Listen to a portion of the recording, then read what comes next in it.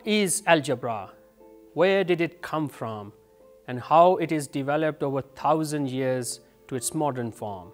The story of our search to answer these questions is the story of algebra. In this story, we will see how algebra is developed by great men of mathematics in pursuit of restoration, proof, and absolute perfection.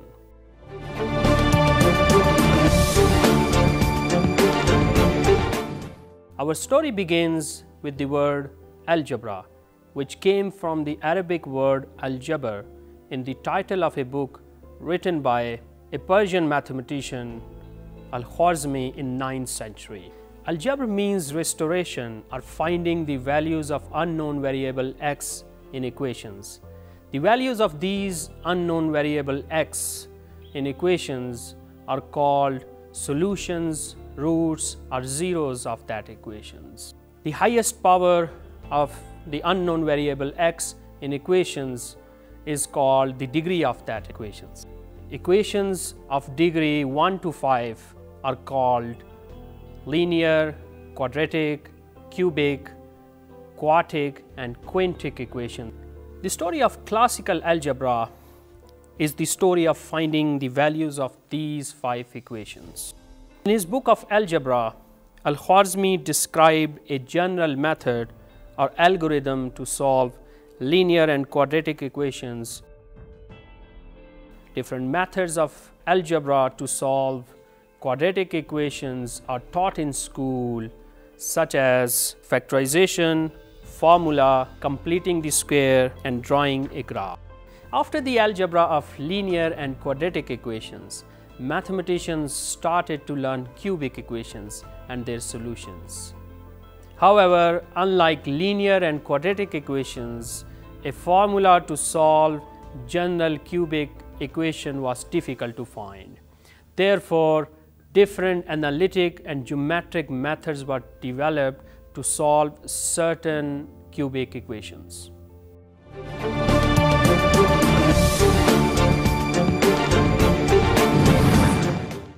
One such method was developed in 11th century by another Persian mathematician and poet, Umar Khayyam, who ingeniously calculated the roots of certain cubic equations by the intersections of parabolas and circles.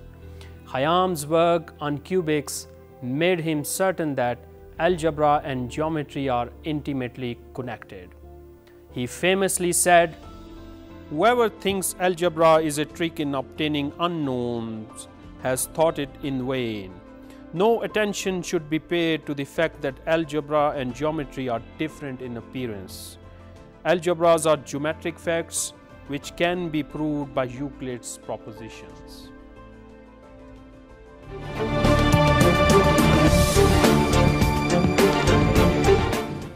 In 13th century, the knowledge of mathematics and algebra transferred from Arab to Europe thanks to Fibonacci, the greatest European mathematician of the Middle Ages. Fibonacci's major contribution was in algebra, arithmetic, and number theory. Through his book, Liber Abaci, where he introduced the Hindu-Arabic number systems in Europe, and also the famous Fibonacci sequence. Fibonacci also approximated the solutions of certain cubic equations.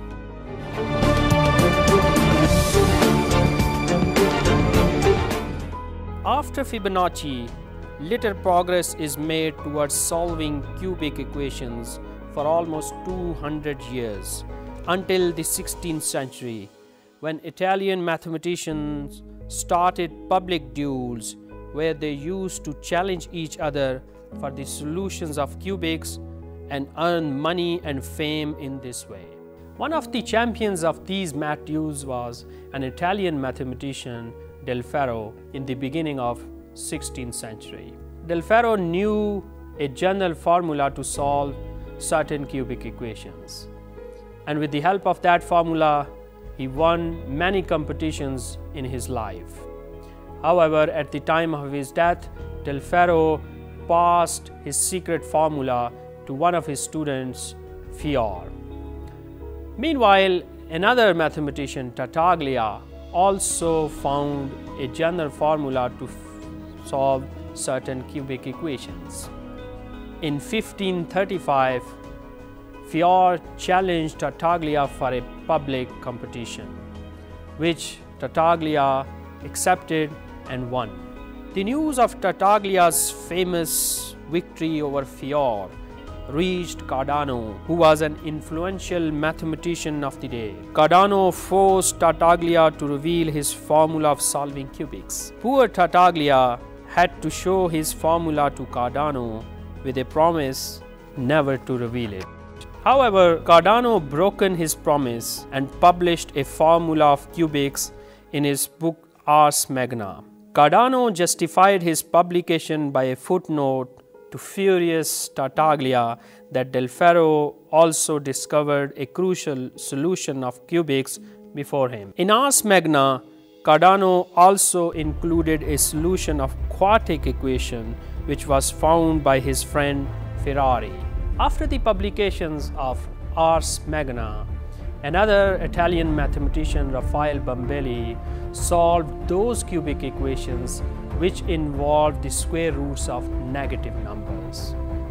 At that time, the square roots of negative numbers were considered as unreal, imaginary, and complex. However, Raphael Bombelli and some other mathematicians managed to develop the algebras of these complex numbers.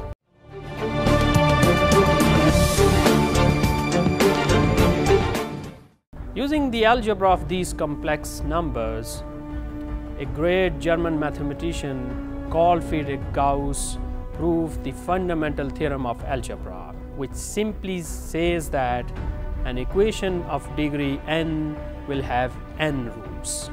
For example, a fifth degree equation has 5 roots and third degree equation has 3 roots. Note that the fundamental theorem of algebra guarantees the existence of number of roots or solutions of an equation. It does not give the value or solution of an equation.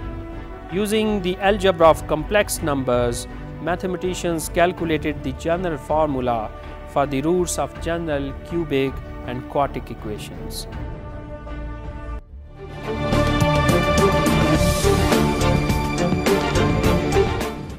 But what about the formula for fifth degree equation or higher degree equations?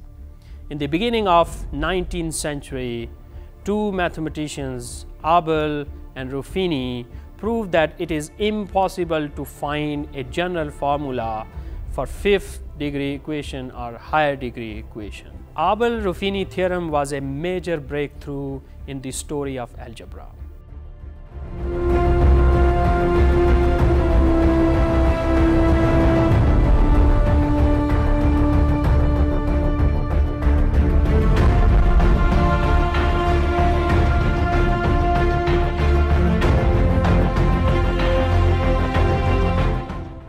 Meanwhile, a young Frenchman, Évariste Galois, dramatically enters the story of algebra with his radical new ideas.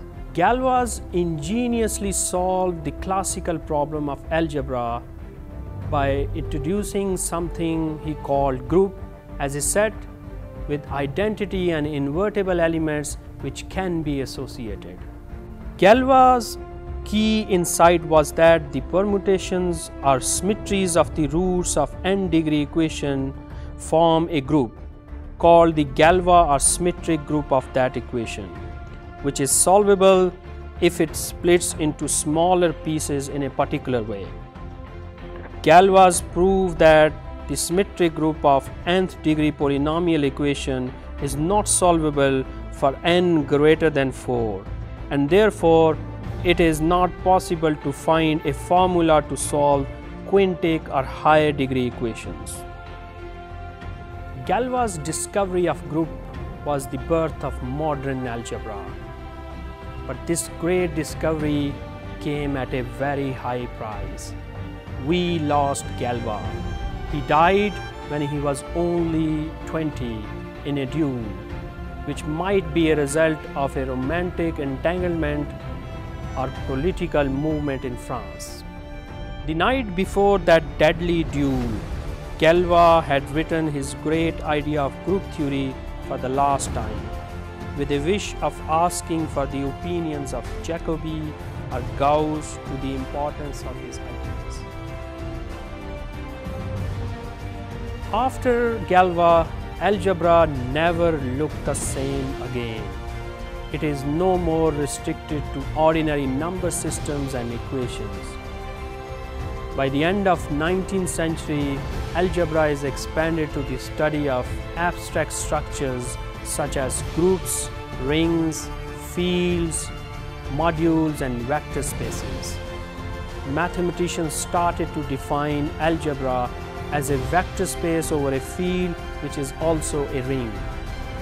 The study of these abstract structures helped mathematicians to liberate algebra from arithmetic of ordinary number systems by discovering new number systems of quaternions and octonions, and also the Boolean algebra, which turned out to be very useful in modern physics of 20th century.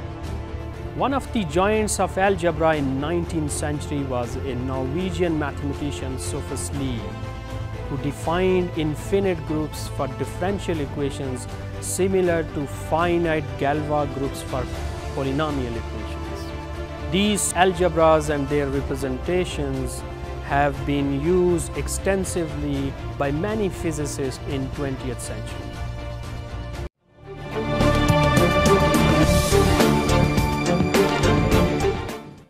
After Sophus Lie, the story of modern algebra enters in 20th century with a fascinating new character of a German mathematician, Emmy Noether, who is also considered as a queen of algebra. Noether studied and developed the algebras of rings and modules in the beginning of 20th century. She ingeniously proved a very famous theorem which links the symmetries of actions and the conservation laws of physics. Due to Noether's monumental contributions to mathematics and physics, Einstein considered her as a most significant and creative mathematical genius.